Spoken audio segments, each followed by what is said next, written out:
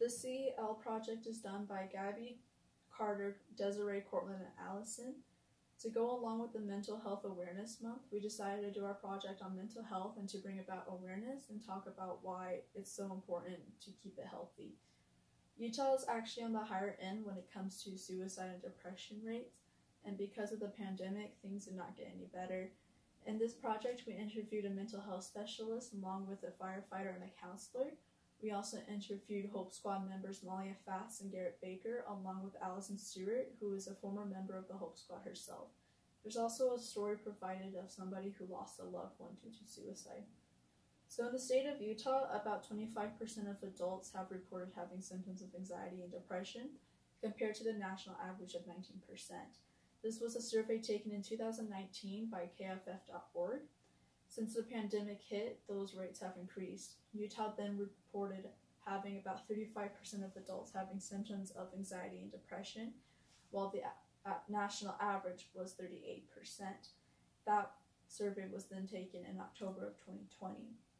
At a smaller scale, we have cities in the Weber County ranging from 25% and 30%, with Ben Lomond clocking in at 30%, and Roy Hubbard being 25.1%. I interviewed David Pfister, the mental health specialist here at Fremont. I asked, why do you think it's important to address mental health? And he explained how everybody has a varying degree of anxiety and depression. So to be able to talk about it and bring normalcy, like make it a more comfortable topic to talk about. And before the pandemic hit, the suicide and depression rates in Utah was still higher than the average national rate. I asked him why was that, and he talked about how it was the culture and the tough love parents have for their children, and how it's hard to like accept yourself if you're different, as in like being part of the LGBT or of ethnicity or anything that would like make you an outlier. COVID affected mental health because people had to be isolated, and it was due to not being able to connect with other people at a personal level that really took a toll on like people's mental health. Ways to improve mental health during a pandemic.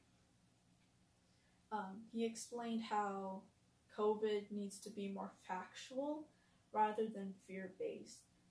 He believes that because people's mental health was like going down, it was because of the fear that the news reports like put on these people. So by having them not be fear-based, it would help.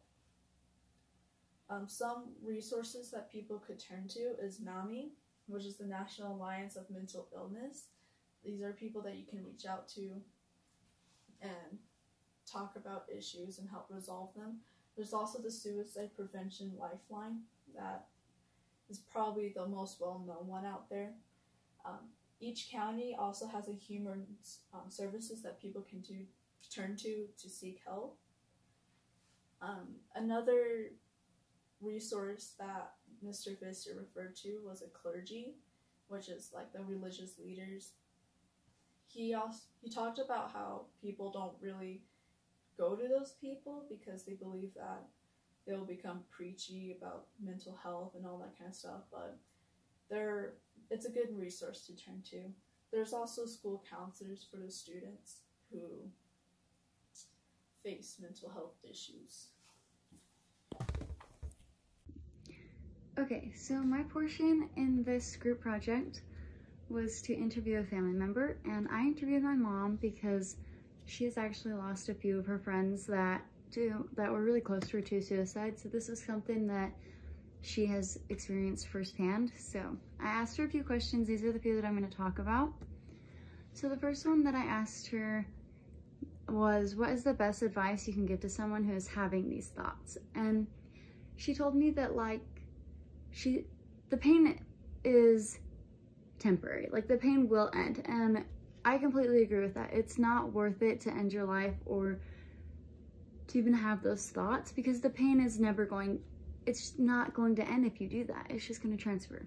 So I think that the way that she put it was just saying like, the pain will never end, and it's better to talk it out and heal yourself than to just end it. And I completely agree with that.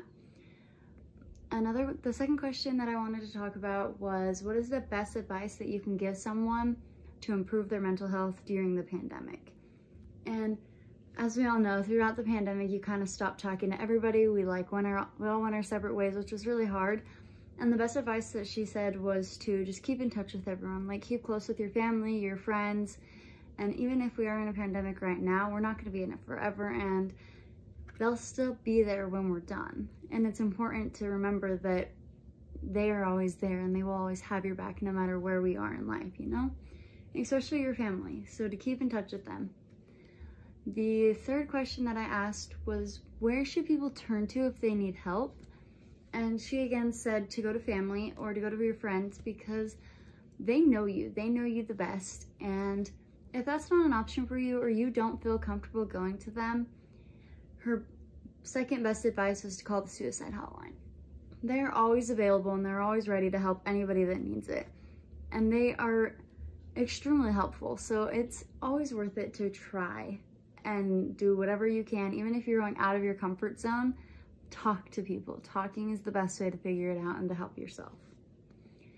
And the third question that I asked was, why do you think that there's such high levels of mental health problems?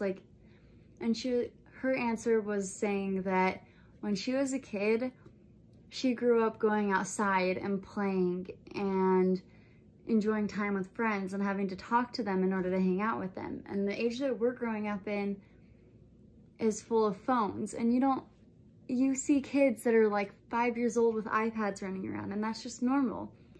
And so she truly believes that social media has a part to play in it, and as do I. I think that social media is such a high demand needing source that everybody just wants to be a part of, because it's just out there. And yeah, don't get me wrong, I think social media and having technology is amazing, but at the same time, it is causing a lot of issues. And so that was her main point, is that she is talking a lot about how she thinks social media plays such a big part, and I completely agree. Some of the research that I did about suicide was saying that our suicide rates have gone up 35% within the past 20 years, which is crazy to think about, because we all know that suicide's really high, like we have a high rate, but you wouldn't, 35% just seems like so much for what suicide means and what it is. And another thing that I read was that 50% of people struggle with some form of mental health in the United States. 50%. That's just the recorded documents. There's so many people out there that don't even talk about it, and my best advice that will help everybody is to just talk to people, to become more open about your issues and what's going on inside your head, because it'll save lives. And not just yours, it'll save everybody's lives that hear and can see that it's okay to talk about it. So my best advice, and same with my mother's when we had our interview, was to just talk about your problems and be open about it, because you never know the outcome. In my portion of this video, I will be talking about the effects that the pandemic has on mental health. The big question here is, how has the pandemic affected people's mental health? And to me, I think that the biggest reason that people are struggling with mental health in the pandemic is loneliness. And that is because everybody is trapped in their rooms and they're quarantined, and everybody has to deal with being lonely and having nobody around all the time. But loneliness can also lead to depression, anxiety, ADHD.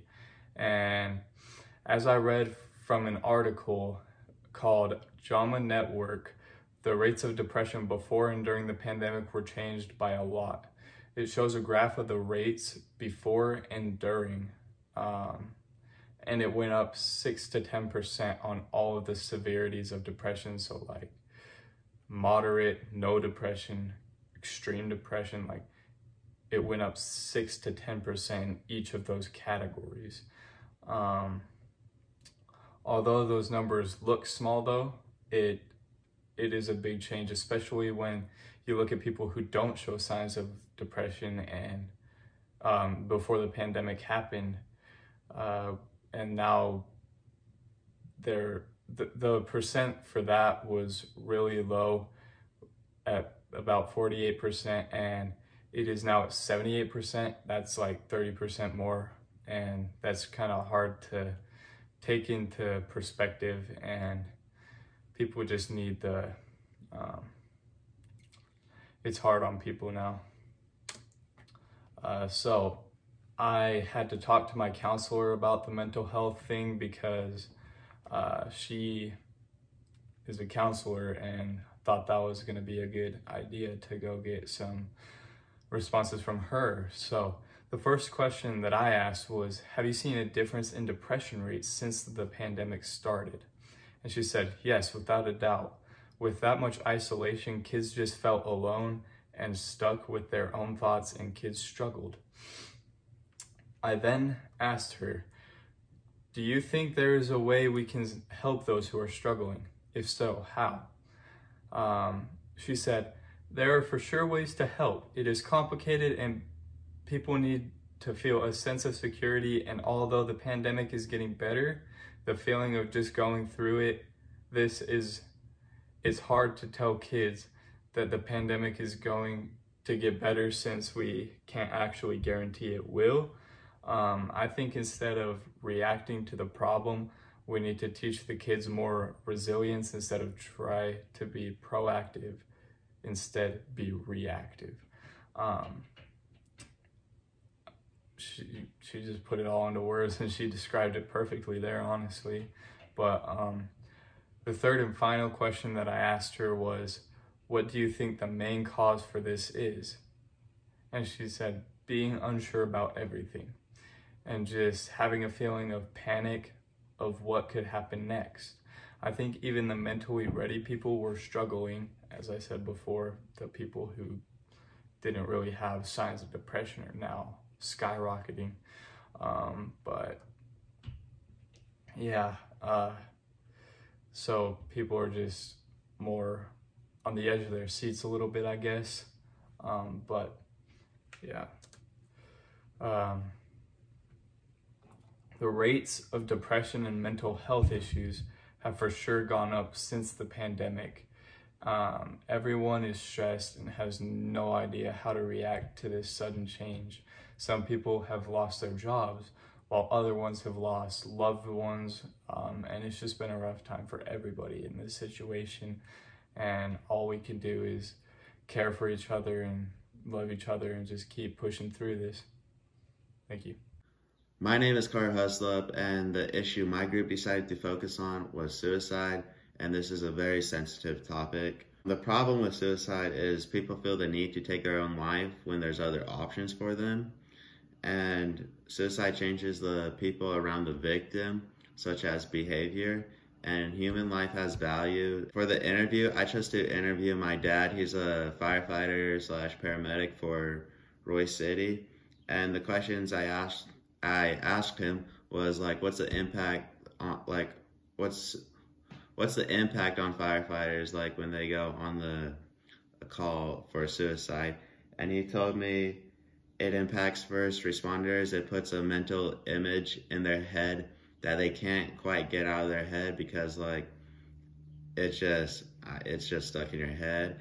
And he says it gives them anxiety and stress for friends and families. Like they're always thinking about like, oh, when they see the individual, they're like, oh, like what if that's gonna be my friend or a family member, and just put some stress on them, you know.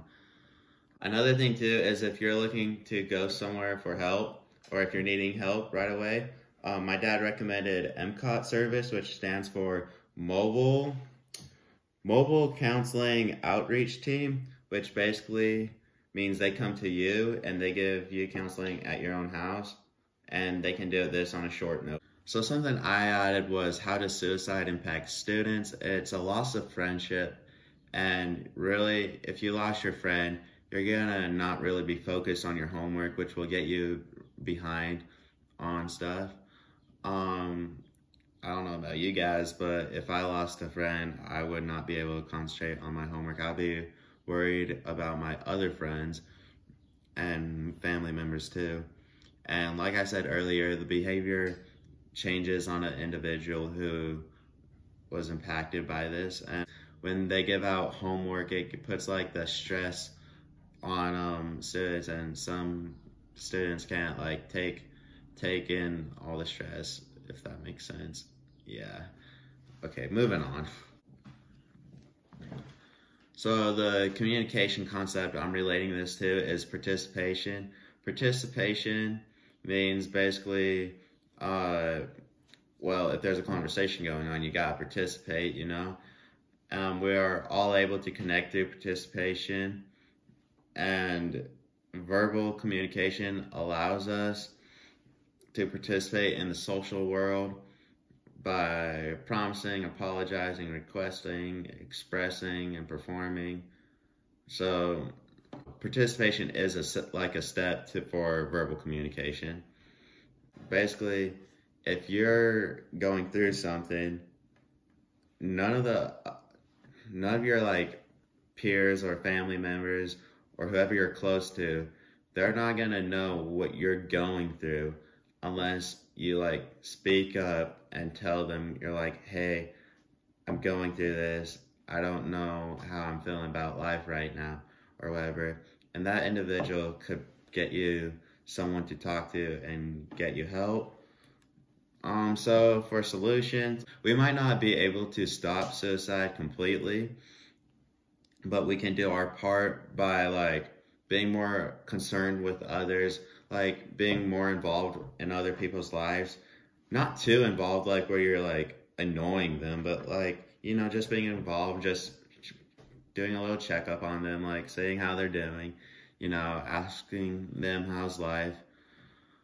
Benefits of suicide rates are going down would be the resources that are provided are being used and effective. Like people are going to their counselors, and basically the resources being effective. And if it wasn't being effective, we would have to go back up to the drawing board and try to figure out another way to stop and prevent suicide. Yeah. Hello.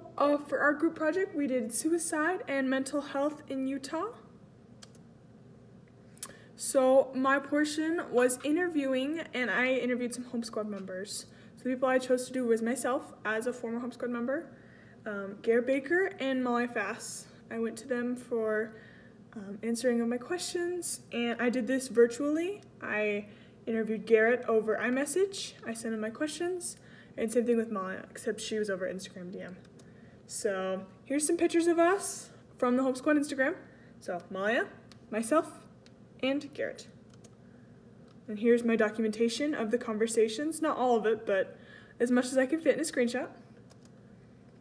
Okay, so I think we can all agree that suicide is a huge deal here in Utah and in the United States. I mean, we have extremely high rates in Utah.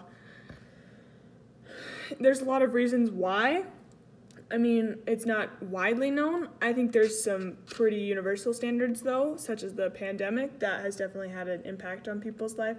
Schoolwork, family, religion, stress, all those things. And what we want to do is really de-escalate the taboo on this subject, because some people don't like to talk about suicide. I've heard that they think that, like, when talking about it, it'll make someone actually do it. And that just isn't true. So the real problem here is, I found some stats. According to Utah's Public Health Access Service, Utah high school students reportedly felt the following. 36.7% felt sad or hopeless. 22.3% seriously considered attempting suicide. Sadly, in 2019, suicide was the leading cause of death for Utahns ages 10 to 17 and 18 to 24. I believe that the current situation has amplified the problem because these stats are from 2019. I'm sure for 2020 and even 2021, it unfortunately has jumped. So what even makes people have adverse mental health and these struggles? I mean, there's not just one thing, but there's some common aggravators that can really cause like a flare-up, right? So school, family, relationships, stress, job, friends, and I got this information from mind.org, UK edition. A communication concept that goes along with this is from chapter 2, perception, self, and communication. So I put self-concept and self-esteem. Self-concept is how you view yourself, whether that's in a positive or a negative manner. Oftentimes people who are struggling with mental health, even myself, have had a low amount of self-esteem and self-worth. I mean, it's a very common factor of poor mental health, unfortunately. And yeah. So where does Hope Squad come in? This is where they come in. They are providing hope for students in a high school and middle school age arena. It can bleed into college a little bit. This program was founded in 2004 in Provo, Utah. So pretty neat. It is based in Utah. And their goal is to lower the suicide rate by providing free resources and skills for those struggling with mental turmoil. Can't talk too well. So what they do is they can refer you, it's often student-led, they refer you to a counselor. The counselor can help you with whatever you're feeling. They can guide you to a helpline, all that good stuff. It just is identifying the problem so it doesn't get to the level we don't want.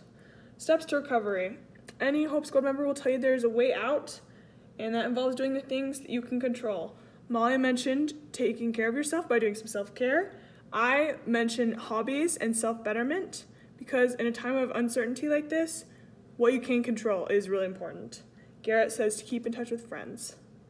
If you are facing adverse mental health help and you don't know what to do, here are some steps to improve it and reduce the taboo.